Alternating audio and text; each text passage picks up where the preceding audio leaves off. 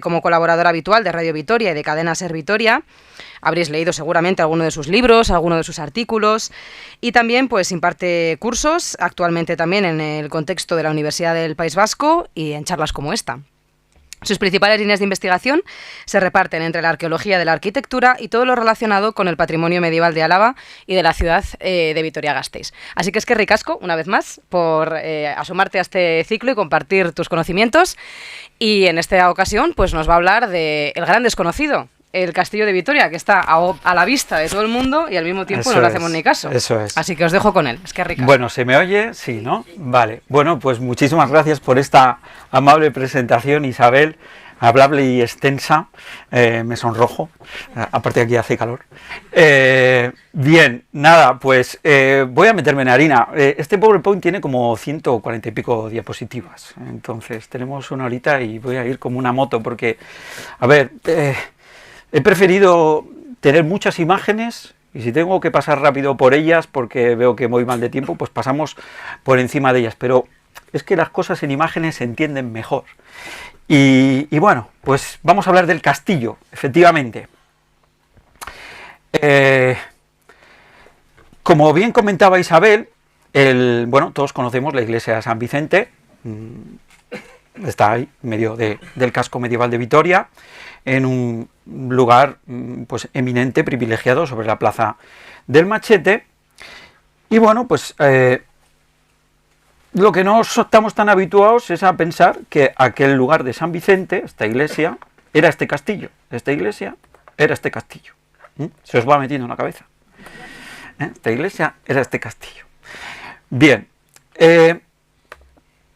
Como se ha comentado, efectivamente, el castillo de Vitoria, el castillo de San Vicente, también conocido en la documentación, es un agente, vamos a decir, un sujeto de la historia de nuestra ciudad muy importante, que no es que fuese un desconocido, yo no lo he descubierto, un poco horrorizado en algún artículo de prensa cuando se presentó este libro, que por cierto, no me voy a olvidar, Libros de Cámara del Concejo, Actas Municipales de Vitoria, un trabajazo hecho por el equipo de la Universidad del País Vasco, dirigido por Ramón Díaz de Durana, y en el que he podido participar, y efectivamente también por esta casa, la Fundación Sancho el Sabio.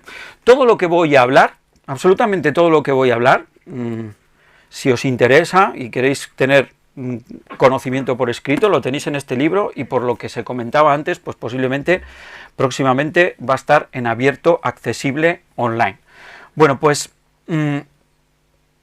cuando se presentó este libro, los diversos medios que estuvieron presentes luego escribieron y en algún sitio se decía que había descubierto yo el castillo de San Vicente, y no lo he descubierto yo, el castillo se sabía que estaba. El castillo se sabía que estaba. Nos lo comentó, bueno, yo voy a decir, la primera noticia, no es la primera persona que lo comentó, pero mi primera noticia lo tuve a través de Torres y Casas Fuertes, esta gran, magnífica obra de Micaela Portilla, de la que todos somos deudores. Y bueno, he extractado una frase, porque realmente de este castillo solo se dicen un par de frases en este trabajo. Y esta concretamente se dice: don Juan de Mendoza fue alcaide del castillo de San Vicente de Vitoria y de la fortaleza de la Puente del Rey. Sigue más adelante, tengo subrayado también, donde dice: los reyes católicos le encargarán que la deje libre. Curiosamente, las noticias más conocidas que tenemos sobre este castillo corresponden precisamente con el momento de desaparición del castillo. Es decir, 1484, que es, u 86, bueno, que son las fechas un poco que vieron en los últimos años del castillo, bueno, pues son paradójicamente las primeras o las noticias más conocidas que tenemos del mismo. Pero fijaos, en muchos documentos que tienen que ver con la historia de Vitoria, si miramos un poco con la lupa, aparece por ahí el castillo. Fijaos, este es un acuerdo del ayuntamiento de agosto de 1484, dice: porque los dichos mercaderes y panaderas y regatonas pueden estar en junto para que hayan de facer e fagan en la dicha plaza desde la puerta de la pintorería hasta la iglesia de San Vicente del Castillo sus tiendas de tallado postizas. Traduzco. Esto es que las panaderas y las regatonas en cuestión y los mercaderes podían durante ciertas fechas colocar sus tiendas entre la puerta de la iglesia, perdón, de la calle de la pintorería y fasta la iglesia de San Vicente del Castillo, es decir, desde la puerta de la Pintorería hasta por debajo del castillo de San Vicente. Aquí se menciona el castillo, pero solo como una mención topográfica, para que se supiesen ubicar las personas que tenían que cumplir esta ley, vamos a decir. Pero fijaos cómo se menciona: la iglesia de San Vicente del Castillo. Castillo e iglesia no son incompatibles. Y se habla de ellas en los documentos de forma completamente explícita. Bien, no solo es esta forma documental de la que teníamos noticia del castillo. No sé si eso os ha dado por pensar alguna vez. Ahí tenemos una vista de la iglesia de San Vicente, y a no muchos metros, debajo en la plaza del Machete, tenemos la cabecera de la iglesia de San Miguel, pero en la parte exterior. Si echáis un vistacito, voy a usar el puntero, que para eso está esta tecnología. Presionad aquí, increíble. Mira, si llego a saber que... A ver. Os fijáis ahí que hay un escudito, que es este mismo escudito, que es este mismo, que está encima del Machete. Este es el escudo de la ciudad de Vitoria.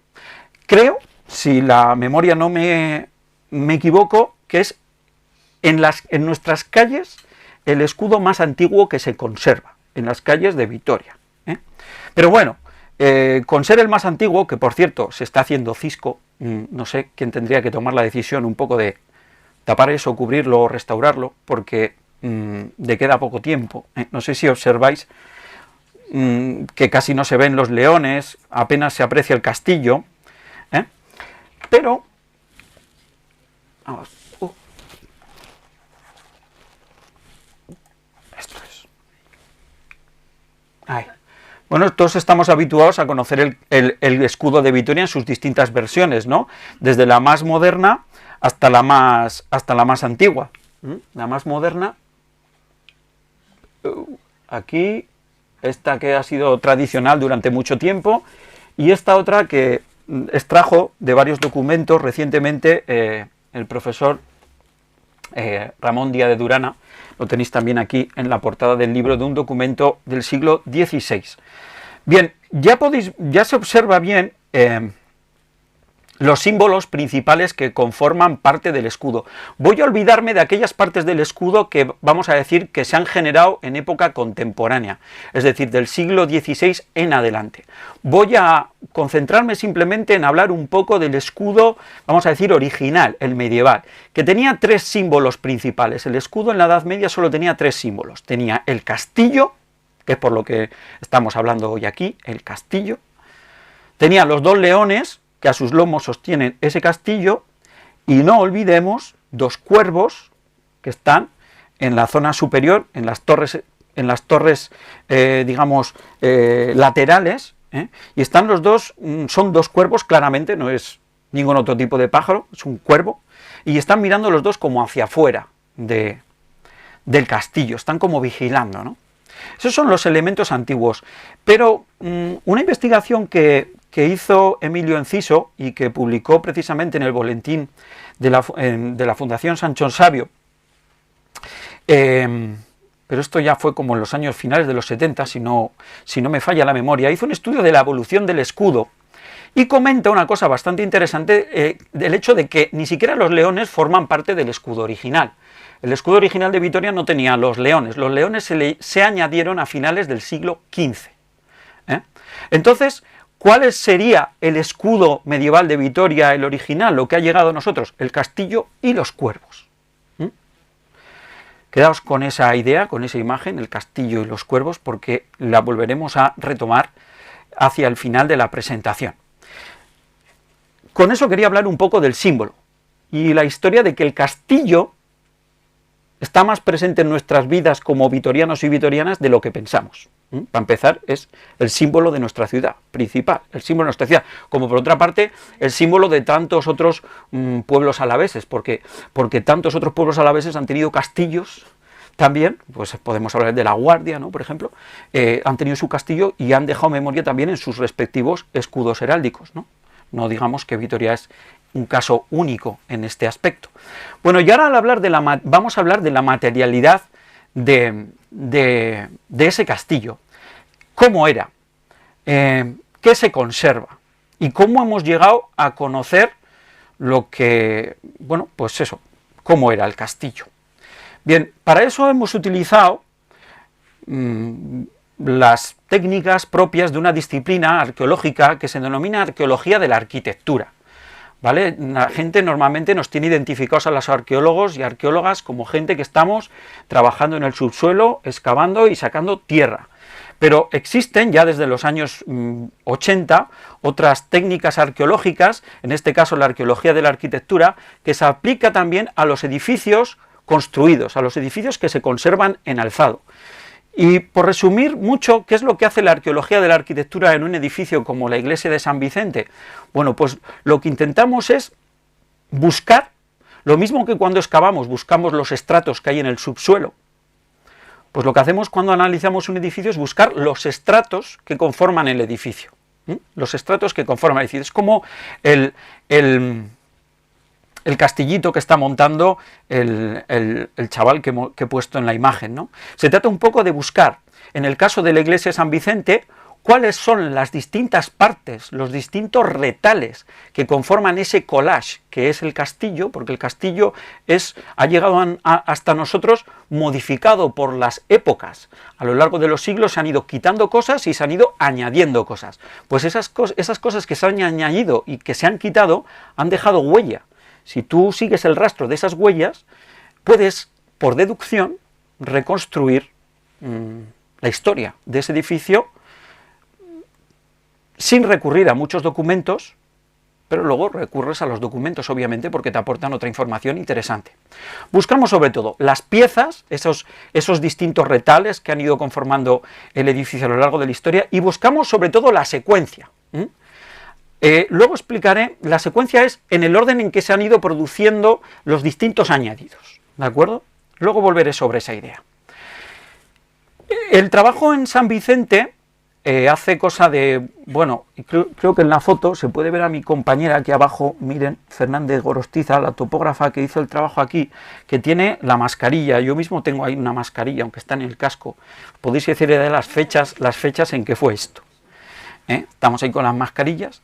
Bien, pues fue una subvención, gracias a una subvención de gobierno vasco y gracias a la ayuda de la diócesis que nos permitió acceder a todos los rincones del edificio, y he puesto también el logo de mi empresa porque tuve que quitarle bastante tiempo a mi propia empresa para poder dedicarlo mi tiempo a la investigación de hacer este trabajo. Pues lo que nos dedicamos fue a escrutar el edificio por todas sus esquinas. Estuvimos prácticamente como 3 meses. No es que estuvimos 3 meses a razón de 8 horas todos los días. A ver, me explico, fue como espaciado en el tiempo. Íbamos, veníamos, tenemos otros trabajos que hacer, ¿verdad? Pero más o menos fue a lo largo de 3 meses. Y utilizamos un aparatito, este que veis aquí, que este es un láser escáner. Este es un láser escáner que, bueno, era un aparato muy moderno para la época en que se utilizó. Estamos hablando de 2020, pero ya han pasado bien 6 años y estos aparatos han mejorado increíble. ¿Qué es lo que logramos con ese aparato? Que es un aparato topográfico. Pues lo que hemos hecho ha sido medir millones de puntos de los que componen las paredes del edificio. Los modelos que vais a estar viendo, como este, por ejemplo, que os estoy enseñando ahora aquí, no son modelos. Fijaos, aquí estamos y estuvimos escaneando por encima de las bóvedas. Aquí podéis ver la parte exterior de las bóvedas. Y aunque vamos a ver otra imagen. Esto parece una fotografía, parece prácticamente un render de un videojuego de alguien que ha entrado a la iglesia, e incluso los colores han quedado como muy interesantes. Pero esto no es un render. Si hiciésemos zoom con el programa necesario para hacer ese zoom, con el que utilizamos para el láser escáner, veríamos que cuanto nos más acercamos a una pared, esa pared desaparece de nuestra vista, porque en realidad está compuesta de un montón de puntitos, son un montón de puntitos, cada uno de los puntos es una medición. Entonces, solo si ponemos la cámara, como en este caso, a una cierta distancia, las paredes aparecen como un continuo uniforme. Pero si nos acercásemos con el programa, esas mismas paredes desaparecerían de nosotros, porque no es una textura como las de los videojuegos, no es una textura, son puntos separados por el espacio, cada uno es una medición. Bueno, con todas esas mediciones, al final, no sé exactamente cuántas cientos de millones de puntos compone el modelo. Básicamente lo que nos hicimos es llevarnos no en un USB, en un disco duro bastante potente, a nuestra casa el edificio. Y aunque tuvimos oportunidad de escrutarlo por todas las esquinas allí in situ, por encima de las bóvedas, por cualquier rincón, luego aparte tuvimos la oportunidad de escrutarlo en casa, en la comodidad, con las zapatillas de casa, y ahí con rato pues vas investigando los distintos rincones, y además este tipo de información te permite pues hacer este tipo de cosas, pues hacer un alzado o hacer otro alzado, puedes ver el edificio desde cualquier perspectiva, puedes hacer distintas secciones. Insisto, esto que estáis viendo no son texturas, no son paredes, no son fotografías, son millones de puntos, Con todos esos millones de puntos, es decir, tenemos el edificio perfectamente medido, lo que hacemos es aplicar a ese modelo tridimensional la lectura estratigráfica de alzados. Que la lectura estratigráfica es que, en este caso, yo me voy ahí, me pongo muy cerquita de cada uno de los muros, todo lo cerca que es posible en cada caso, y voy anotando la extensión de cada uno de los estratos que conforman ese edificio. Y como podéis ver en esta imagen, cada color distinto y cada número se corresponde con un estrato distinto. Y otra forma de decirlo es cada estrato distinto es una época distinta. Cuando hay un color distinto es porque hay un momento constructivo distinto. Entonces, pues no sé si os dais cuenta que esto es un verdadero collage. Si la iglesia de San Vicente fuera un único, continuo o monolítico, como parece percibirse en la realidad, así a simple vista y de lejos, estaría todo coloreado de un solo color, o de dos colores como mucho. Y aquí veis que hay muchísimos colores y muchísimos números. Pues todos esos estratos los documentamos a lo largo de este trabajo. ¿Vale? Aquí. Bien, entonces, al final esto es como muy caótico. Con tantos estratos, ¿cómo trabajas para obtener información histórica y hacer historia? Porque claro, creo que es bastante fácil coger algo, no sé si alguna vez, es bastante fácil coger un cubo de Rubik de esos que te lo dan con las paredes bien sus colorines, desordenarlo es muy fácil. Ahora, volver a hacerlo, esto hay que saber volver a hacerlo, ¿no? Bien, pues detectar aparentemente cuáles son las partes del edificio es fácil, pero es un pequeño caos. ¿Cómo llegas de ese caos al orden? ¿Cómo reconstruyes los distintos hilos y los distintos ovillos históricos que se encierran en la arquitectura de ese edificio? Bueno, hay una metodología dentro de la arqueología de la arquitectura que elaboró, o su primera elaboración se hizo en 1988 y la hizo este señor, Gianpietro Brogliolo, profesor italiano, arqueólogo, él, que elaboró un manual, que es Arqueología dell'Edilizia Storica, que básicamente es el que aún hoy día seguimos todos los arqueólogos y arqueólogas un poco cuando trabajamos en campo para hacer este tipo de lecturas. Y entonces lo que hacemos es, por un lado, hacer la lectura de ese caos, de ese edificio, y luego lo que intentamos, aquí he puesto una imagen de Tetris para hacer un poco el símil, que es, imaginaos que el edificio fuese el Tetris, ¿no? Tú lo que pretendes es, analizando la foto fija, que es el edificio tal como te ha llegado hoy día, reconstruir cómo se ha ido produciendo el apilamiento, saber el orden en que se han ido acumulando las piezas, reconstruir cuál ha sido el orden en que se ha acumulado las piezas, porque reconstruyendo ese orden es lo que nos permite a nosotros saber qué es más antiguo, qué es más moderno y cuáles son los pasos que se han seguido en la evolución del edificio, ¿de acuerdo? Para eso se siguen técnicas como, no hay mucha ciencia, no hay mucho misterio, hay mucho trabajo de hormiguita, si queréis, pero no hay mucho misterio, en el sentido, es algo tan sencillo como en este ejemplo, que si encontramos dos estratos en un edificio A y B, y A está completamente superpuesto a B, B es más antiguo, y A es más moderno, porque tiene que existir B para que puedan montar A encima. Eso por ejemplo. O este otro ejemplo bastante sencillo. cuando alguien coge, abre un agujero, una ventana en la pared D y hace una abertura para colocar un nuevo estrato, que es la propia ventana, C. Estos son ejemplos muy simples, claro, ejemplos muy simples con edificios que igual tienen 14, 15 estratos, pues te haces estos esquemas y reconstruyes la secuencia con mucha facilidad. Esta es una secuencia de una excavación en realidad, pero la mecánica es la misma. Bueno, esta es la secuencia estratigráfica de fases de los estratos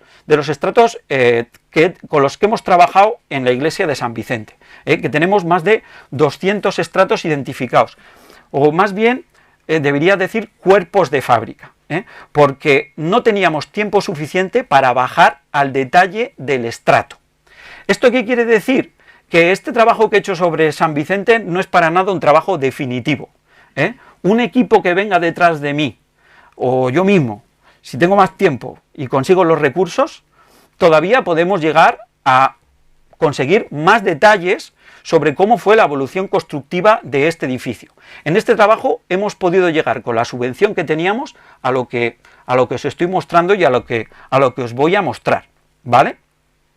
Bien, y vais a ver, por ejemplo, fijaos, bueno, aquí no sé hasta qué punto lo vais a apreciar. ¿Se puede apagar un poquito las luces?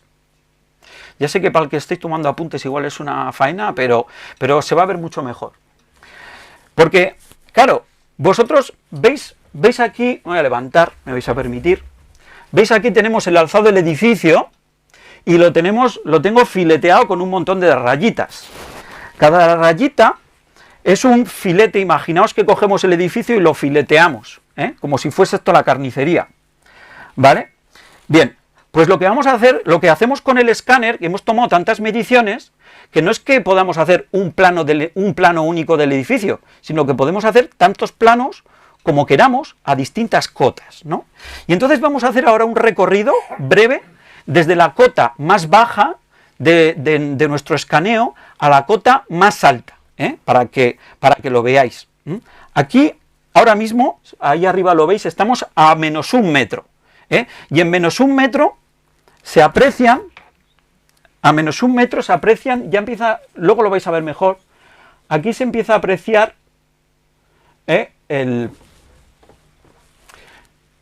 aquí abajo estaría la Plaza del Machete, ¿de acuerdo? Y esto sería hacia la calle Cuchillería, ¿de acuerdo? Más o menos para que os hagáis idea. Bueno,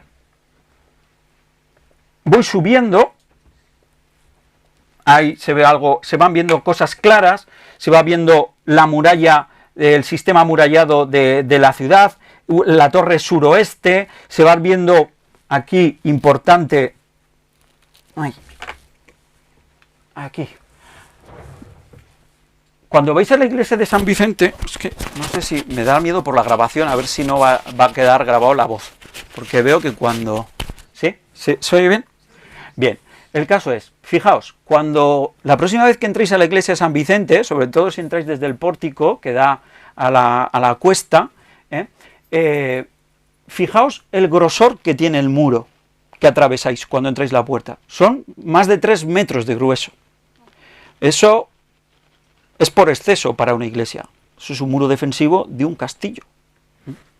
Lo mismo lo observaréis aquí arriba que pongo torre noroeste. Aquí estamos hablando de muros que tienen un grosor, aquí ya no solo de 3 metros, aquí podemos llegar, depende en qué zona, de 3 a 5 metros de grosor. Esos son elementos bastante reveladores de que nos encontramos ante elementos que forman parte del castillo. Fijaos dónde he puesto, ¿veis dónde pone caracol? Pues ahí es que, luego vais a ver unas fotos, ahí hay una escalera de caracol, oculta, o no demasiado evidente, que tú entras, y hoy día esa escalera no sube a ningún lado, es un trastero, ahí tienen escobas, y cosas así, ¿no? Pues esa era una de las escaleras que comunicaba el interior de uno de los torreones del castillo, ¿no? Y bueno, os voy enseñando, no voy a ir, esto es otro corte a 3 metros, otro corte a los 4 metros, otro corte a los 5 metros, aquí a los 5 metros se ve, donde lo he marcado en verde, torre noroeste, de 2 a 4 metros de grosor, fijaos en esa esquina, aquí se ve muy bien, no sé si lo apreciáis, pero aquí se ve bastante bien la envergadura de uno de los torreones, probablemente la torre del homenaje. al menos las dos paredes exteriores. Las dos interiores, cuando se convirtió aquello en un templo, se derribaron, pero han quedado las dos paredes exteriores, ¿de acuerdo? Bien, vamos a ver, seguimos avanzando por aquí. Vale, fijaos aquí donde pone muralla sur 3 metros de grosor, ahí se aprecia muy bien el murallón, ahí abajo se aprecia, en este corte que estamos a 7 metros de altura, se aprecia muy bien la muralla, y también se aprecia muy bien la torre noroeste, se aprecia también muy bien la torre sureste, y así podríamos ir, ¿no? Esto es lo típico que puedes ir haciendo en casa. Algunas de estas cosas debo decir que no hacía falta hacerlas en casa porque después de que has repasado el edificio in situ y tienes el ojo hecho a apreciar cuando estás ante algo verdaderamente antiguo, muchas de estas cosas ya las había visto antes de trabajar con el modelo. Pero el modelo no hace sino confirmarte ciertas cosas que ya habías visto. Y como podéis ver, las últimas secciones, ya a la altura de 15 metros, son secciones de las propias bóvedas, ¿eh? Por eso tienen esa forma tan extraña. Son secciones de las propias bóvedas, esto ya del tejado, y estas son las últimas del tejado. Esta sería un resumen, en este esquema, un resumen de los restos que se conservan del castillo aún hoy día dentro de la iglesia de San Vicente.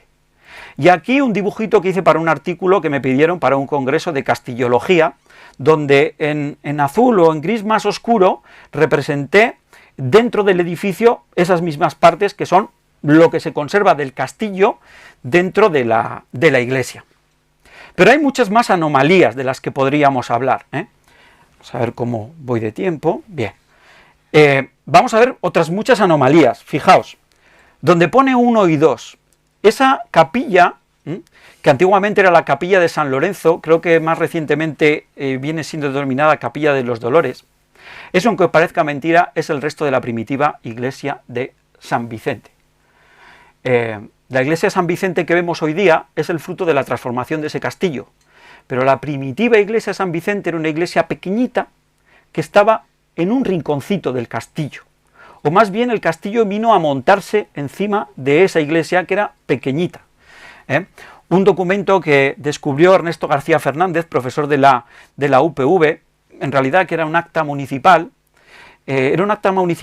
de una reunión que tuvo el ayuntamiento justo en ese lugar, en el año 1486, si no me falla la memoria, y en la data tópica del documento, el lugar donde estaba teniendo lugar la reunión, se dice explícitamente en la sacristanía de la iglesia de San Vicente, que es la ermita de Gasteais.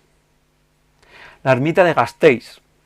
Este dato es muy relevante cuando lo descubrió Ernesto por varios hechos. En primer lugar, porque nos pone sobre la pista de la primitiva parroquia de Vitoria, que era esta parroquia que luego fue ermita de Gasteais. Pero no solo eso, sino que la denominación de Gasteiz, que hoy día estamos muy familiarizados con ella, hasta que se descubrió este documento, no éramos muy conscientes de que la última vez que se había hablado de Gasteiz en los documentos históricos era en el propio fuero de Vitoria.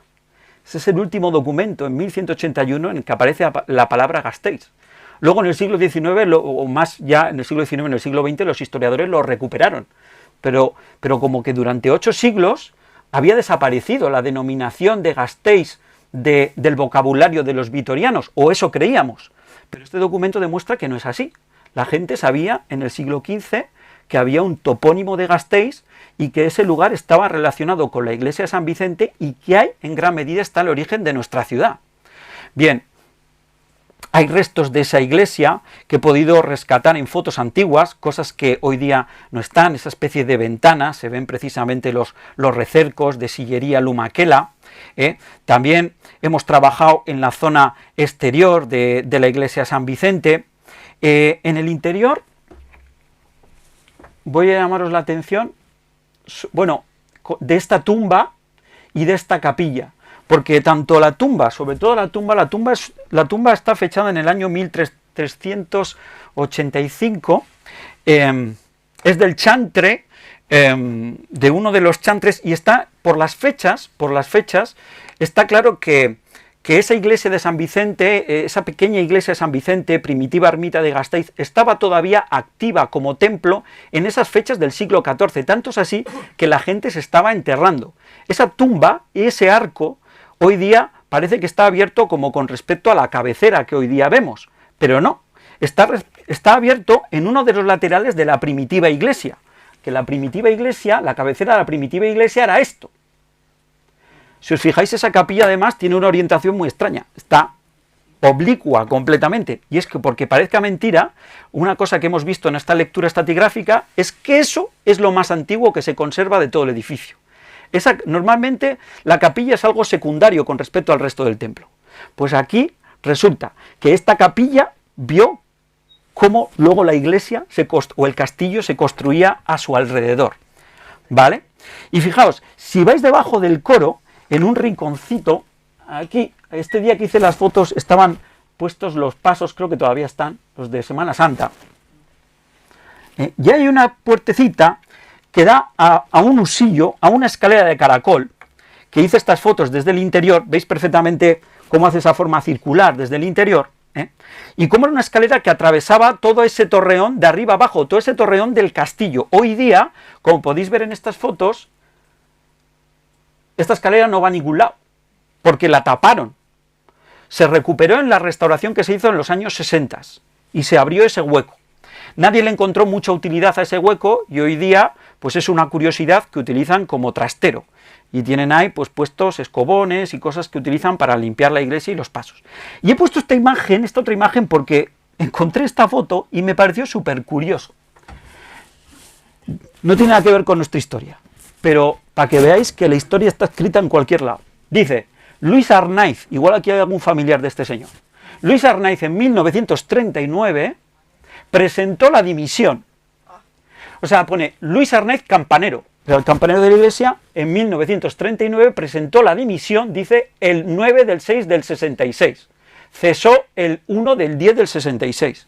Entiendo, bueno, no sé, no entiendo muy bien ahora la discordancia de las fechas, pero bueno, que tampoco me he puesto a pensar en ello. Es simplemente que estaba preparando el PowerPoint, me ha parecido una cosa tan curiosa que quería compartirlo con vosotros y vosotras. Pero hay muchas más anomalías en la iglesia. ¿Os habéis fijado alguna vez en estas ventanas?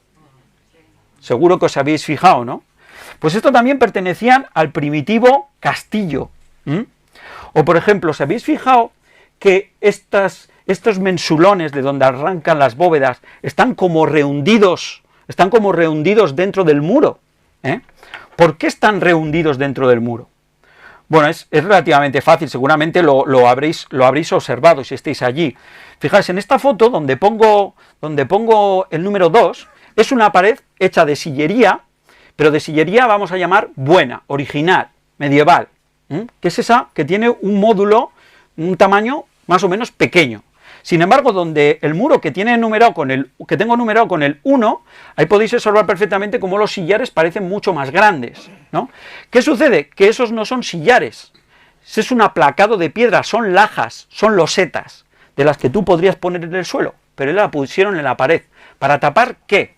Para tapar los muros de esa parte de la iglesia, que no eran muros de sillería, sino muros muy toscos de mampostería y quedaban feos. Entonces, en la restauración de los años, los años 60, pues se puso todo ese aplacado por toda la iglesia. Y entonces, ¿qué sucedió? Que al añadir ese aplacado, vuelvo a la imagen anterior, los antiguos mensulones quedan como rehundidos con respecto al nuevo enlucido y aplacado que se hizo. Bien, todas estas cuestiones. También trabajamos con la documentación de archivo, trabajamos con la información cartográfica, que nos permiten hacernos idea de ciertos componentes del edificio, como pueda ser, pues el plano de 1812, que la representación de San Vicente pues es la que está numerada como en el 33, es muy, muy escasa, no nos aporta mucha información, pero sí que nos aporta una cosa muy curiosa, que es este otro edificio, que es la antigua cárcel, que es un edificio que estaba tan unido a la primitiva iglesia de San Vicente, que es muy importante conocerlo para poder, decodificar la compleja estratigrafía que tiene. Y este otro plano de 1864 sí que nos aporta algo más de información, porque nos habla un poco más de la distribución que tenía la iglesia por dentro, ¿de acuerdo? Que ya no es la misma. Fijaos, aquí tiene una puerta hacia el exterior por el norte, y esta es la antigua sacristía, que no es la actual. Hoy esta sacristía ya ha desaparecido. Imágenes como conocida, la copia de Benito Casas, que es bastante conocida. Fijaos el aspecto que tiene aquí la iglesia de San Vicente. Esa torre que veis no es nuestra torre, no es la torre actual, no tiene nada que ver con la torre actual. Y si os fijáis, tiene una puertecita abajo, mucho más grande y nada que ver con la arcada actual. Y luego lo que sí que podéis observar es este edificio que, como digo, está pegado, todo este edificio, que como podéis observar por las rejas, pues era la antigua cárcel, pero que aparte también servía como casa consistorial para las reuniones del ayuntamiento. Esta imagen es del 17. También, bueno, pues hemos estado repasando imágenes de toda época, estas vistas de Juan Ángel Sáez. Esta tiene la curiosidad que esta torre que veis aquí, que tampoco es la misma que habéis visto, ha tenido como 3 o 4 torres esta iglesia, no es la misma que la que vemos en la representación del 17. Y esta tiene la particularidad de que aquí arriba tiene un telégrafo. Es un telégrafo, es un sistema telegráfico óptico, porque antes de que existiesen los sistemas, digamos, otros sistemas, era un telégrafo óptico que se subía en una especie de banderitas o un sistema que con unas flechas y un sistema mecánico permitía mandar mensajes de una larga red. Por Vitoria y por esta torre concretamente pasaban las comunicaciones que iban desde Madrid hasta París. Y simplemente en la parte alta de la torre había un señor con un catalejo mirando hacia la Puebla de Arganzón, por allí, a ver si alguien alzaba una señal, y si alguien alzaba una señal, copiarla, y así que se fuese repitiendo hasta donde tuviese que llegar. Mirad esta imagen igual menos conocida, esta vista anónima de principios del siglo XIX, donde podemos observar todavía aquí el edificio. Se conserva incluso aquí, se ve el escudo heráldico que tenía, que es curioso, pero ese escudo era el de la familia del linaje de los Ayala. Ese escudo se conserva todavía, aunque bastante destruido, en el antiguo Museo de Heráldica, que estuvo durante mucho tiempo en Mendoza, y actualmente supongo que constará en algún almacén de la Diputación. No creo que se hayan deshecho de él, pero era un escudo de los Ayala. Esa torre aquí volvió a recuperar su chapitel, Incluso tenemos fotografías, no voy a abundar las fotografías, y fijaos, pero si tú te fijas y miras con lupa los detalles, las fotografías antiguas te dan mucha información de tipo, si queréis que os diga, arqueológico, que es esta especie de machón o contrafuerte, ¿lo veis? Que es como que hayan arrancado un muro y han quedado parte de los enjarjes, de las piezas que hacían trabar ese muro con el muro de la iglesia, como a la vista. En fotos más recientes de nuestros trabajos, esta vista, esto se corresponde con esto. Y esta ventana, por supuesto, está añadida, aquí no está. Esto no hacía falta las fotos antiguas para saber que esa ventana estaba añadida, ya se veía en la iglesia bastante fácilmente. Pero esta foto antigua, por ejemplo, sí que nos sirvió para ver cosas que luego la pudimos constatar in situ, pero que yo de primeras no lo había visto. Si os fijáis, claro, aquí tiraron el edificio, cuando tiraron el edificio previo al que está actualmente, que es donde está, es el Rojo, ¿no? ¿Se llama el barrio? ¿O se llamaba el Rojo hasta hace poco? Bien, pues antes de que construyese ese edificio, tenemos esta foto, y fijaos cómo esta capilla, la capilla de la Veracruz, tiene por la parte de abajo parte más gruesa, no sé si lo veis, este machón, que es el mismo que está aquí. Este machón es una parte de la muralla primitiva de la ciudad. Cuando Vitoria se amplió hacia las calles Cuchillería, Pintorería y lo que fue luego la Judería, este era el arranque del primitivo muro que luego seguía vamos a decir, por ahí por Fariña, y seguía ese muro por todas esas fachadas. Os invito a que la próxima vez que paséis por delante de Fariña, os fijéis que el escaparate que da hacia la calle tiene sospechosamente un muro que tiene mucho grosor. O sea, el edificio es aparentemente moderno, pero ahí si os fijáis, todavía ese edificio se hizo aprovechando la muralla antigua, porque todavía pasa por ahí la muralla antigua. Por eso ese escaparate es especialmente extraño. Esta foto hecha hace pues bastantes años, no sé exactamente la fecha, desde la iglesia de San Miguel, nos permite apreciar dos de los torreones, de los antiguos torreones del castillo, el que he marcado con una A y aquí el que he marcado con una B que solo se ve parcialmente porque luego cuando se construyó esta torre, pues aquella torre quedó parcialmente oculta. Y luego otras anomalías, como por ejemplo que el aspecto que vemos actual de la interior de la iglesia ha sufrido muchas restauraciones a lo largo del tiempo, y dentro la antigua decoración, que hoy día está desaparecida, la antigua decoración era una decoración hecha con capiteles, veis, como especie de pilastras neoclásicas, con estilo neoclásico, que no tiene nada que ver con lo que hay actualmente. De hecho, los mensulones actuales, los mensulones de los que os hablaba antes, en esta restauración no se ven, O sea, los sacaron a la vista después de que se hizo la restauración de los años 60. Bien, hemos trabajado in situ con el edificio, con documentos gráficos, con fotografías antiguas. También hemos trabajado con documentos escritos, porque los documentos escritos nos dicen cosas sobre cómo era ese edificio. Particularmente la orden de 1484, en la que los reyes católicos piden precisamente que se derribe el castillo, contiene información valiosa porque nos dice, fijaos, dice, derruequen e allanen las cavas e barreras que alrededor de la dicha iglesia.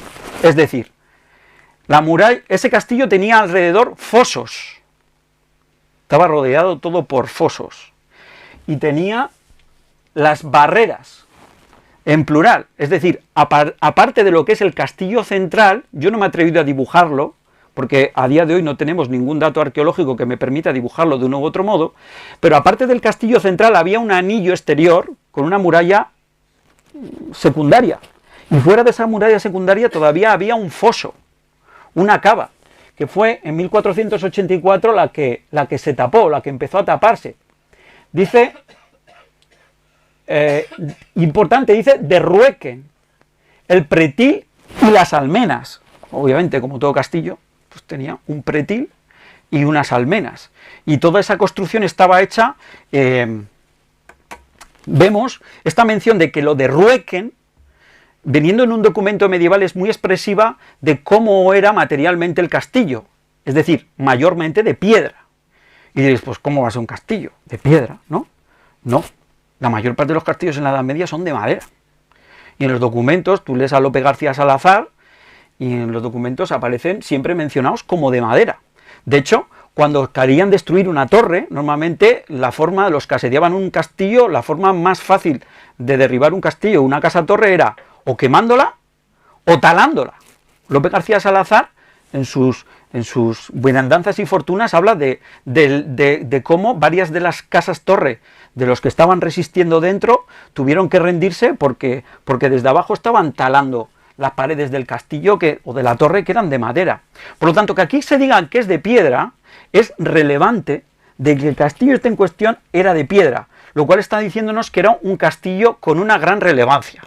En 1490, en las propias actas municipales, sabemos que todavía el castillo no había, aunque en 1484 se dio la orden a Juan Hurtado de Mendoza de que derribase todo, que abandonase el castillo y que dejase que el concejo se encargase de su derribo y demolición, a la altura de 1490, según las propias actas municipales, esa orden todavía no se había cumplido, 6 años después, porque 6 años después, si tú rastreas en las actas, todavía están con las obras de desmontaje.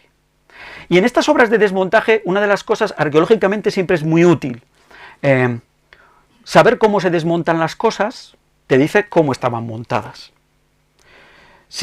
Normalmente en los documentos nadie se toma el interés de describir un edificio cómo es o cómo se ve, pero sí que se toma la molestia de decir cuánto cuesta el quitar cada una de las cosas. Esto suele aparecer en los documentos contables, etcétera, etcétera. Por eso es paradójico que cuando se desmonta un edificio es cuando más información obtenemos de cómo era. Y aquí se habla curiosamente de una torre ciega. ¿Y eso qué quiere decir? Quiere decir que una de las 4 torres que sabemos que tenía ese castillo, una de ellas era ciega. ¿Y qué es una torre ciega? Una torre ciega es una torre que no es hueca, que es maciza, desde el suelo hasta las almenas de arriba.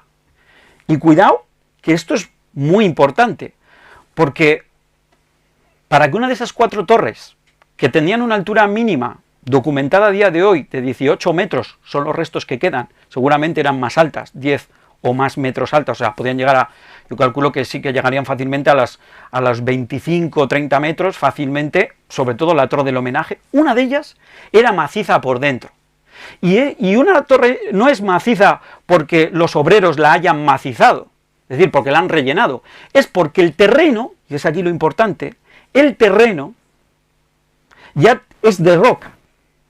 Y tú cuando construyes esa torre lo único que haces es aprovechar esa roca que sobresale y poner paredes en los laterales, y con eso tienes una torre ciega. Aprovechas el terreno. ¿Esto qué significa? Que la primitiva Gasteiz, incluso antes de construirse el castillo, tenía que tener un muñón muy sobresaliente sobre el resto de la colina, en ese punto donde se encuentra la iglesia de San Vicente. Si alguno habéis ido hacia en Marquínez, el castillo, la Peña del Castillo, que está cerca de Marquínez, pues es que los castillos en aquella época se hacían aprovechando estos muñones del terreno, que se fortificaban lo justo para aprovechar esa altura, ¿no? En fin, y con eso, todos estos datos, se puede hacer reconstrucciones como esta. Que todas estas reconstrucciones no son infalibles. Esta reconstrucción es mejorable y completamente falible. Por eso he preferido utilizar esto que le hemos llamado la escala de evidencia histórico-arqueológica, y es que cada color refleja hasta qué punto, pues para que os hagáis idea. Las almenas me las he inventado. En los documentos pone que tienen almenas, lo habéis leído igual que yo, o sea que almenas tenía, pero no sé cómo eran. No sé cómo eran. Estas me las he inventado, por eso están en morado. Pero lo que está en rojo, esto al 100% está todavía ahí. Y lo que está en azul está a un 80%, parcialmente, solo fragmentos, ¿no? De tal forma que en la reconstrucción que he hecho, puedes saber un poco en todo momento qué base documental he utilizado para hacer la reconstrucción de este castillo. A día de hoy yo pongo la mano en el fuego de que el castillo era así. Es decir, pero la prueba del algodón, cuando alguien vaya a hacer la excavación arqueológica, algún día, como en la catedral, pues sería maravilloso. No lo voy a ver, pero me encantaría. Bien, lectura urbanística. Luego, aún así, otra cosa que hicimos en este estudio es una lectura urbanística también del castillo, porque una de las cosas que se ve es que la estructura del castillo está muy relacionada con la de la primitiva muralla de la zona de arriba de Gasteiz, hasta incluso una propuesta, una idea que he puesto por escrito en esta obra, y es que realmente toda nuestra ciudad se ha hecho en función del castillo. O sea, normalmente voy a la siguiente imagen, esta es una imagen que he sacado de internet del castillo de Tudela, una imagen magnífica cuyo autor es Iñaki Dieguez, que no conozco, pero que me parece que ha hecho un trabajo magnífico. Bien, pero he elegido esta imagen porque sí que da la idea de cómo un castillo se defiende con distintos anillos que hacen como de distintas barreras a distintos niveles, ¿no? El que quiera llegar al castillo previamente tiene que atravesar las otras murallas. Y los huecos que hay entre muralla y muralla es donde se construyen las casas y donde la gente viene a vivir. Normalmente, muchas de las ciudades medievales nacen en torno a un castillo porque los castillos necesitan gente para mantener el castillo, para que haya un cierto comercio.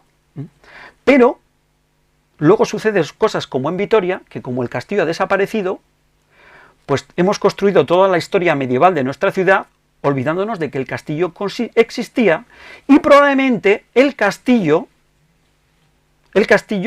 ya previó desde el primer momento cuál iba a ser el perímetro de la muralla más externa, que sería, por entendernos, el que va por la calle Herrería de un lado, o sea, lo que sería el Zapardiel, ese sería una de las más externas, y por el otro lado, pues la más externa sería un poco más allá de la Judería, sería la Nueva Dentro, un poco más allá. Bueno, pues esas defensas y esos fosos ya se habían previsto construirlos en el mismo momento en que se plantó el castillo. Lo que sucedió con Vitoria es que los espacios intermedios, que estaban llenos de huertas, entre foso y entre muralla y muralla, se fueron rellenando de casas y de habitantes que vinieron a vivir dentro de esas murallas. cumpliendo una serie de fases que son de sobra conocidas porque los hemos estudiado múltiples veces. Bien, y ya asumo la recta final, voy muy tarde, pero la recta final que tiene que ver, hemos hablado del símbolo, hemos hablado de la materialidad de ese castillo, y ahora quiero asumir un poco el explicar, bueno, si el castillo fuese una persona o un personaje, ¿qué papel jugaría este personaje en el drama de la historia de Vitoria, ¿no? Bien, esto tiene que ver con la gobernanza de Vitoria, ¿no? Bien, Vitoria tenía desde el punto de vista de la gobernanza dos cabezas distintas, importante identificarlas. La que siempre hemos conocido, la del concejo, los señores que escriben las actas municipales que se han transcrito aquí, son la gente del concejo. El concejo es como el ayuntamiento en la actualidad, por entendernos, ¿eh? Son una serie de regidores que se reúnen y toman una serie de acuerdos. Digamos que es un gobierno de carácter fundamentalmente administrativo. Pero hasta la desaparición del castillo había otro elemento importante, que era el castillo y su tenente. El tenente era la persona que gobernaba el castillo. Y este señor era el que tenía el gobierno militar de la ciudad. Estas dos cabezas, su historia, se puede explicar de otro modo. Al principio de Gasteiz, el que más mandaba con diferencia era el tenente del castillo, porque prácticamente todo lo en Vitoria tenía que ver con el castillo. Pero cuando vamos llegando ya hacia la Baja Edad Media, la ciudad cada vez tiene más pobladores, el peso que tiene la población y sus mercaderes va compensándose. Y llega el momento de la lucha de bandos, que la lucha de bandos no es sino la expresión de un conflicto de poderes. El poder de los que siempre habían tenido el gobierno en el castillo y el poder de los que habían venido a poblar a lo largo de los siglos, que no estaban de acuerdo con lo que pensaba el que gobernaba o los que gobernaban en el castillo. El Fuero de Vitoria establece desde un primer momento cómo tiene que ser el gobierno de la ciudad. Estas dos cabezas son muy distintas por el sistema de elección. El castillo lo gobierna un alcaide merino, vamos a decir, que es la persona que está in situ, el comandante que está siempre in situ en el castillo con la guarnición, vigilándolo. Pero encima de él hay un señor que es el Dominus Villae, que es el que se menciona en el Fuero. El Dominus Villae es aquel noble que en nombre del rey cuida de la ciudad, gobierna la ciudad. Es el rey el que elige al Dominus Villae, y el Dominus Villae, que en realidad el Dominus Villae no es que tenga una sola ciudad como Vitoria, sino que tiene varias ciudades. En cada una de esas ciudades, el Dominus Villae lo que hace es designar a un merino, que es al que le confía la custodia de cada uno de los castillos en cada uno de los lugares. Aquí me he pasado, voy para atrás. Y luego está el gobierno del concejo. Los vecinos forman el concejo y ellos eligen al alcalde. Como veis, el sistema de elección es distinto. Uno es como una comunidad de vecinos y otro es lo que elige el rey. Claro, de algún modo ya, ellos no lo sabían cuando hacían el fuero, pero al cabo de los siglos, el fuero en sí mismo tenía la trampa. Cuando todavía el castillo y el que mandaba en el castillo era lo más importante de la ciudad, no había rencillas, no había problemas. Pero cada vez que la ciudad crecía y tenía más mercaderes, el poder del alcalde o de los alcaldes cada vez era mayor. A la altura del siglo XIV, tanto es así que en Vitoria se documentan hasta 3 concejos distintos que consiguieron reducirse mediante acuerdos a principios del siglo XV a solo 2 concejos. O sea, ni siquiera Vitoria tenía un único concejo, sino que tenía 2. Uno era el concejo que elegían los del bando de Ayala, uno de los bandos que se enfrentaban en las luchas de bandos de Vitoria, y el otro concejo lo elegían los del bando de La Calleja. Ellos elegían a un representante por cada uno de los cargos, y en el ayuntamiento lo que teníamos es que teníamos 2 alcaldes, 2 regidores encargados de tal cosa, otros 2 regidores encargados de tal otra cosa.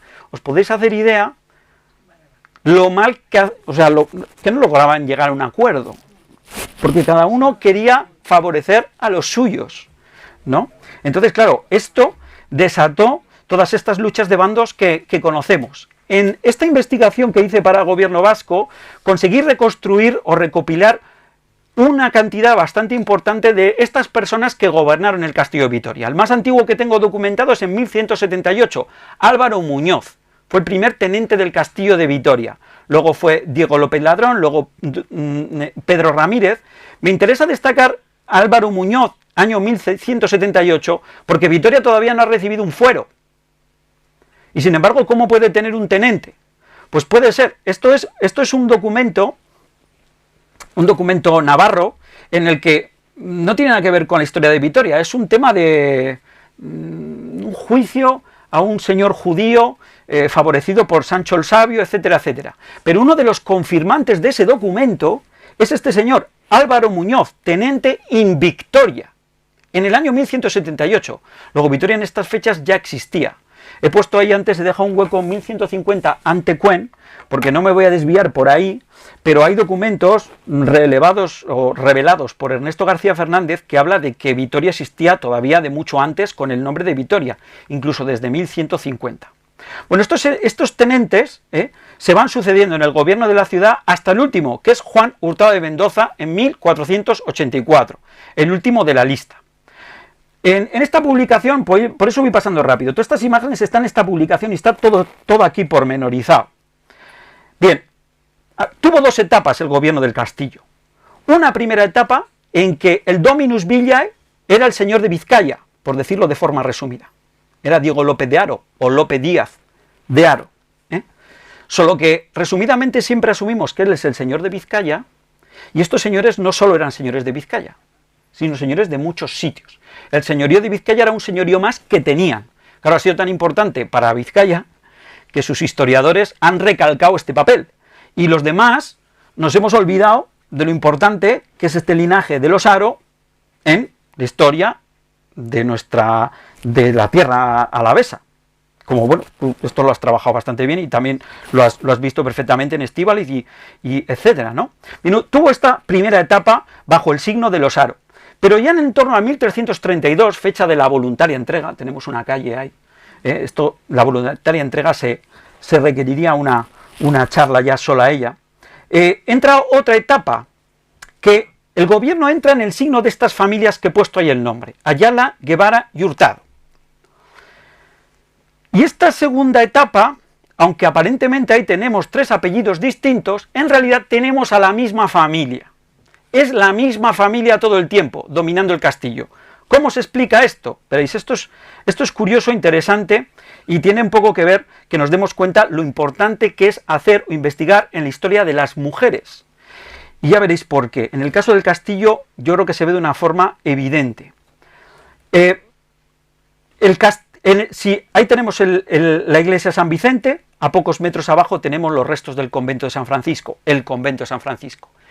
En la capilla del convento de San Francisco estuvieron enterradas 4 señoras, aparte de otra mucha gente, pero fundamentalmente estas fueron las 4 tumbas, digamos, principales o más importantes. La primera e inaugural de ese panteón, Berenguela López de Haro, enterrada en 1296, o cerca más o menos de 1296, y que fue la que, de alguna forma, proporcionó la mayor parte de los recursos para que se construyese el templo y el convento en su forma, digamos, más grande como se conoció hasta recientemente, ¿vale? Berenguela López de Haro.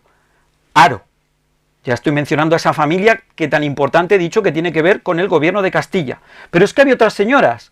Allí, poco después, o siglos después, se enterraron Isabel de Castilla, Leonor de Guzmán y María de Mendoza. Claro, decimos, tenemos una señora Haro, una señora que se apellida Castilla, otra que se apellida Guzmán, otra que se apellida Mendoza, son 4 apellidos distintos, luego entre ellas no hay parentesco, o aparentemente no lo hay.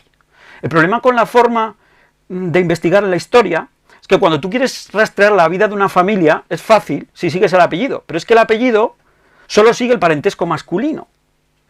Si tú quieres saber cuáles son los parentescos en otras líneas, es mucho más difícil. Porque no creéis que vais a un archivo y os vais a encontrar un listado de quién desciende de quién. Cuando quieres construir la línea de las mujeres, esto es como grano a grano. O sea, es que esto es una locura, pero es muy importante. ¿Por qué? Porque en este esquema, y vuelvo a este esquema,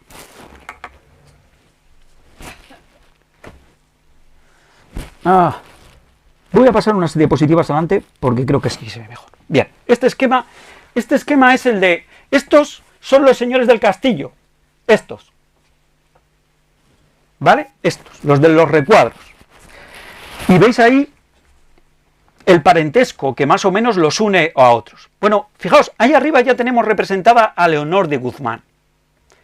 Poco más abajo tenemos representada a Isabel. O sea, bueno, Leonor de Guzmán es la mujer de Pedro López de Ayala, que fue uno de los tenientes del castillo. Isabel de Castilla fue también la mujer de Pedro Vélez de Guevara, que fue también teniente del castillo.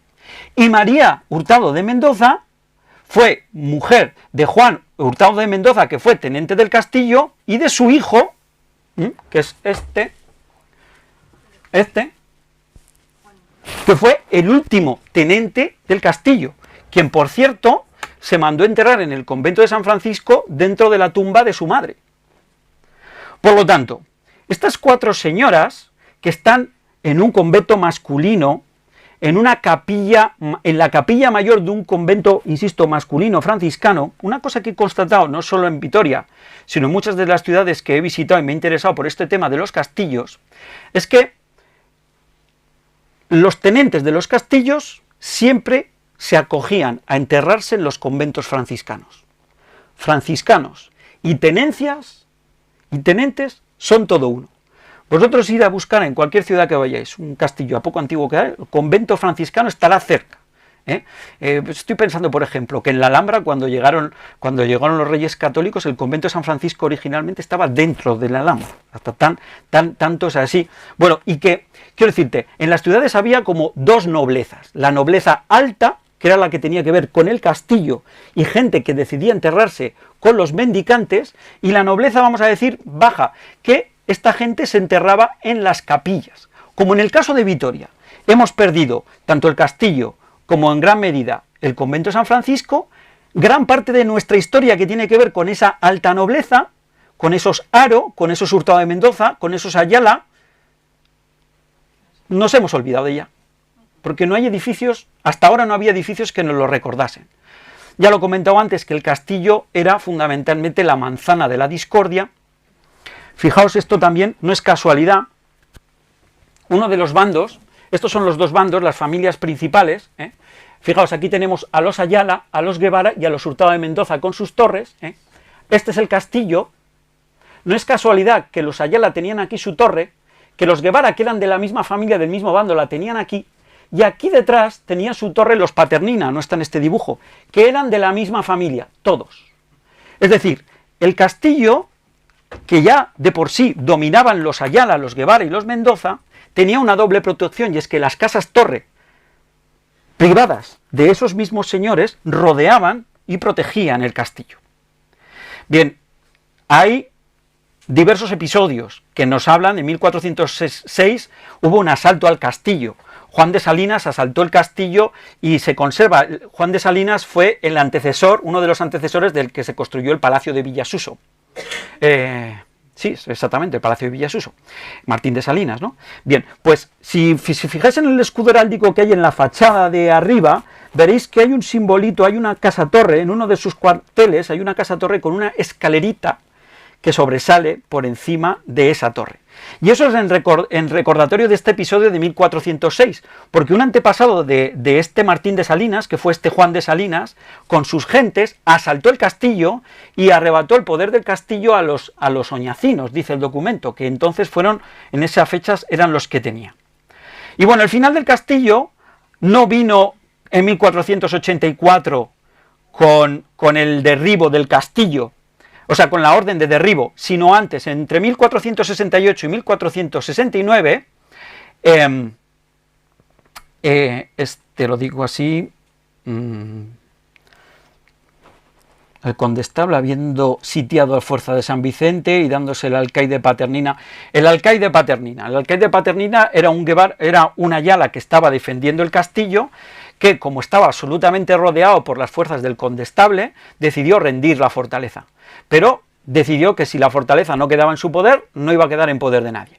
Cogió, cebó bien de pólvora varios barriles, los colocó en lugares estratégicos de aquel castillo, y el castillo, una vez ellos estaban fuera, ya a buen recaudo, se habían rendido, catapum, reventó. Hay testimonios, está el testimonio de Juan Pérez de Mendieta que nos cuenta este relato, y desde esa fecha de 1468 hasta que se dio la orden del derribo en 1484, pues el castillo se mantuvo en un quiero y no puedo. Siguió funcionando como castillo, pero ya no reconstruyeron lo que pudieron, pero ya no era el de antaño. Ya como me he pasado mucho de tiempo, estoy sosegando son 4 diapositivas más.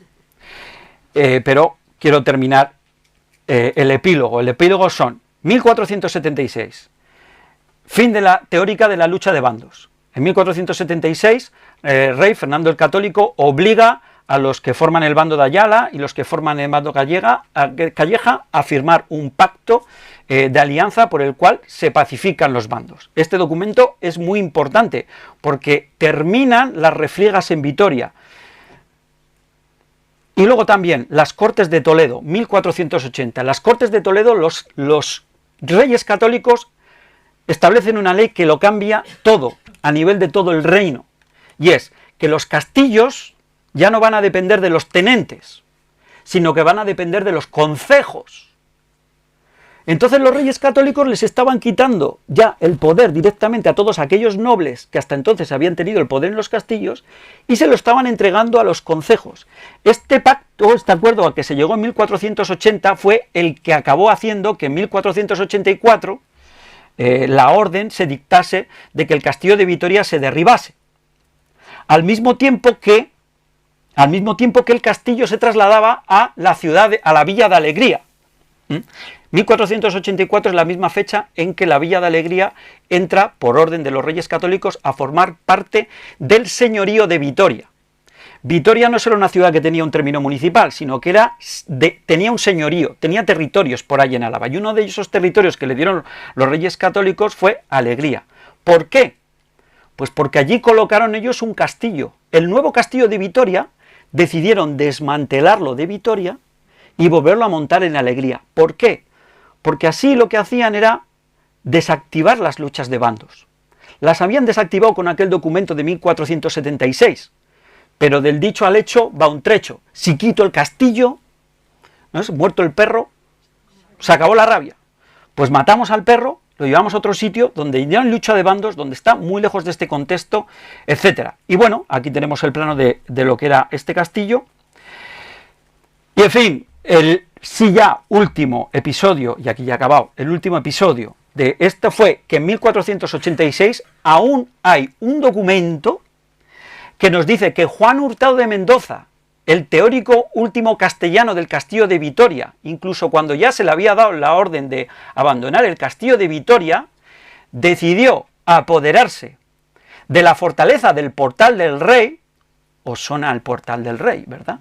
Lo que quizás nos suena es que allá había otro castillo, no tan grande como el de San Vicente. Tendría un poco este aspecto porque se han conservado ciertos planos. Serían como dos torres bien fortificadas junto a uno de los portales, al portal de la Puente del Rey, se llamaba este portal. Bueno, pues el Juan Hurtado de Mendoza, que aunque le habían despachado de gobernar la ciudad, no quería dejar de gobernar la ciudad, pues decidió apropiarse, él porque quiso, de la fortaleza del Portal del Rey. Y, por supuesto, los reyes católicos mandaron que la abandonase. Él no quiso abandonarla, y lo que hicieron fue, los reyes católicos, azuzar a los del bando contrario, a Diego Martínez de Álava y los de la Calleja, para que los echaran. Y lo echaron. Y ese quizás es el último episodio del castillo de Vitoria, pero ya no es en el castillo de Vitoria. Muchas gracias por aguantar.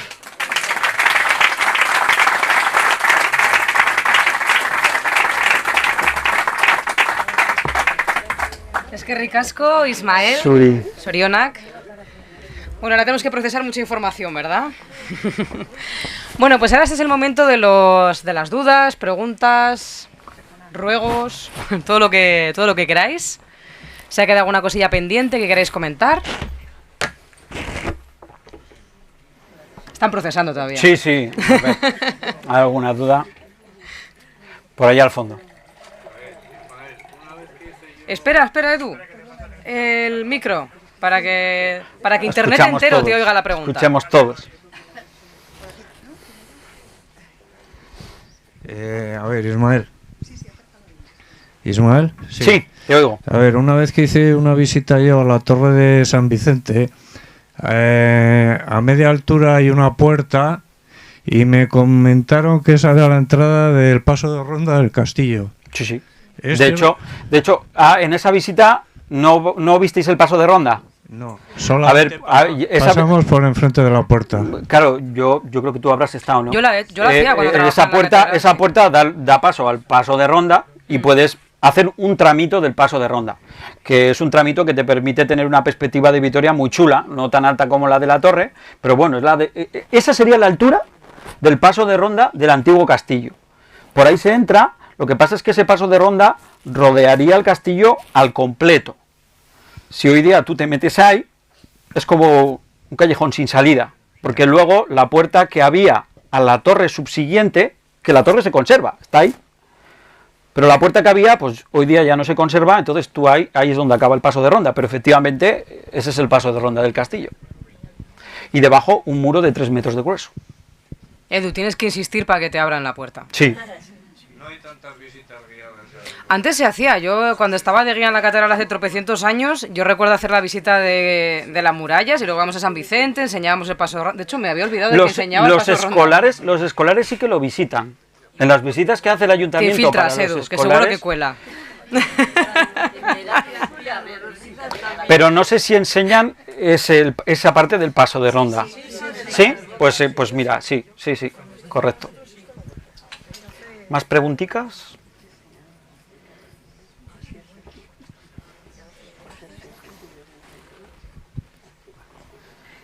Bueno, muchas gracias, ha estado súper interesante. Yo quería preguntar, supongo que será complicado porque no se ha excavado y supongo la documentación llega hasta donde llega, pero ¿en qué momento podríamos poner el inicio de este castillo o aunque sea mera elucubración, la hipótesis, sabiendo también lo que comentabas, que como elemento nuclear de la fundación de Vitoria estaría ese castillo, ¿hasta dónde lo podríamos llevar? ¿Cuándo empezaría? Bien, como esto va a quedar grabado, que conste. Esto es una mera hipótesis y como efectivamente has dicho tú en el enunciado de tu pregunta, mientras no se excave, pues no tendremos una respuesta definitiva para nada. Lo más antiguo que podemos decir seguro, refiriéndonos a documentos, es esa fecha que he hablado de 1178, porque ya hay un tenente. Y un tenente, aunque no se hable explícitamente del castillo, un tenente siempre tiene que gobernar un castillo. Si es un tenente de Vitoria, él gobierna el castillo de Vitoria. Entonces, 1178, o el propio Fuero de Vitoria, 1181, ese sería el momento más antiguo. Por lo que he podido ver yo en la estratigrafía del edificio, la estructura del castillo parece que es anterior al de la propia muralla. Pero esto lo digo con todas las comillas porque solo hay 2 puntos del edificio donde se ve eso y hay dudas que solo se podrían resolver con una excavación. Pero claro, si las murallas que las tenemos bien datadas al norte en la Catedral de Santa María por carbono 14 sabemos que son como de finales del siglo XI, principios del XII, y si efectivamente esto que parece que he visto en San Vicente se confirma, pues sería el castillo más antiguo que, al menos que esas murallas. ¿Cuánto de antiguo? Pues ya lo que quieras, y si quieres plantarte en Victoriacum con Leovigildo, pues allá tú. La plaza del Machete. Espera un segundito, sí. el micro. Que es que sostiene que oír la pregunta para, Claro, para el, si no, para el mundo, para que la nos está viendo, grabación. para internet. Hola, la plaza del Machete, eso sería también igual fue un foso, los bares que hay en la plaza del Machete, eso sería muralla. Sí. El espacio de la Plaza del Machete es súper interesante. Fijaos que está como entre las 2 iglesias. El elemento fundamental es el machete. En el fuero ya se establece que la iglesia de San Vicente es la iglesia juradera, donde el concejo jura sus cargos, concretamente el procurador, y por eso hay el machete y el juramento.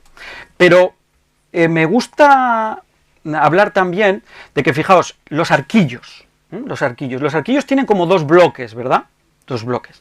Hasta los documentos en el 19 todavía se les denominaba a los arquillos, a los arquillos que estaban del lado de la iglesia de San Miguel, se les denomina los arquillos del Ala, porque estaban junto al mercado del Ala, que estaba pegantes a la iglesia de San Miguel, mientras que los arquillos que están hacia la entrada de la cuchillería, eran los arquillos del juicio.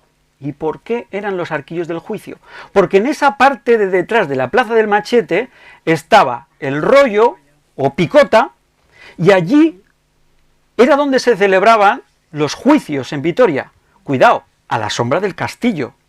Porque los que gobernaban, porque los que hacían los juicios eran los alcaides y los alcaldes. Porque hoy día alcalde, el alcalde de hoy día no tiene nada que ver con el cargo de un alcalde medieval. El alcalde medieval es un juez, fundamentalmente. Y donde había una gobernanza militar y había un castillo, el alcaide solía ser, entre todos los alcaldes, el más importante. Es decir, la escenografía en la plaza del Machete que nos tenemos que imaginar un día de estos, yo que sé, en el siglo XII o en el siglo XIII, es un día de juicio, de mercado y de juicio, que se estaría celebrando justo debajo del propio castillo, que era, digamos, el símbolo de la autoridad máxima en la ciudad por mucho tiempo. Fijaos, otra cosa, que el concejo de Vitoria, los concejales nunca tuvieron casa propia hasta el siglo XVI, no existió una casa consistorial como tal.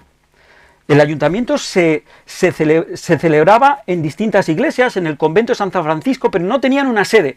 ¿Por qué no tenían una sede? ¿Cuál era la sede simbólica del poder en Vitoria? El castillo desde el principio de sus tiempos prácticamente, que lo podíamos ahí bien ver ahí en alto, bien clarito. ¿Alguna pregunta más? Sí, sobre la iglesia actual, ¿se oye? Sí. Sí, sobre la iglesia actual, las naves de la iglesia, de las naves de la iglesia de Salón, ¿a qué altura se construyen más o menos respecto a las almenas? ¿Lo hacen en más altura? Y luego también las pedazos de columnas que hay en el coro, ¿esas tienen algo que ver con el castillo original? ¿Se reutiliza material? Si se reutiliza. Efectivamente, me te has fijado en un detalle que es importante, que es esos pilares del coro que son especialmente gruesos. Ese regruesamiento, efectivamente, es tan real. Ese regruesamiento no se explica porque sea necesario para el coro. Porque, sin ir más lejos, en la Catedral de Santa María, los pilares del coro son normales, no tienen ese grosor. Se explica porque encima de las bóvedas habría algo, restos del castillo, restos de las torres, que todavía tenían que sostenerse ahí. Y ese refuerzo tendría que tener. Los muros perimetrales hoy día de la iglesia, las bóvedas están aproximadamente a unos 18 metros de altura. Un poco más bajo es donde estaba el paso de ronda, échale como a los 15 metros. Las torres fácilmente podrían llegarte a los 25 y de ahí más arriba. 25 es más o menos la altura que andan torres como la de Mendoza, como la de Mártioda. No es una locura, no es una cosa que nos estemos inventando, están en pie. Es simplemente trasladar la envergadura de una de esas torres y meterla dentro de Vitoria. Hoy día nos parece increíble, nos sorprenderíamos de aquella Vitoria. En aquella Vitoria, en alguno de los planos que he enseñado, había 15 o 16 casas torre, como la de Mendoza, solo que sin el recinto exterior, solo que es la torre interior. En fin, entonces, el castillo, las torres del castillo y sobre todo la torre, una de las torres que tenía que ser la torre del homenaje, tenía que ser sensiblemente más alto de lo más alto que hoy día tenemos pues quizás parecido a la torre de campanario actual. Quizás esa podría ser una referencia, si bien la torre esa se construyó en el 19 y no tiene nada que ver con el medievo, pero igual nos podría servir para hacernos una idea. ¿Alguna pregunta más? No os quedéis con las ganas, es el momento. Es el momento. Bien, yo creo que está bien. ¿Ha quedado claro, no? No sé, sí, parece. ¿O ha quedado claro o son todo dudas? Yo creo que ha quedado claro.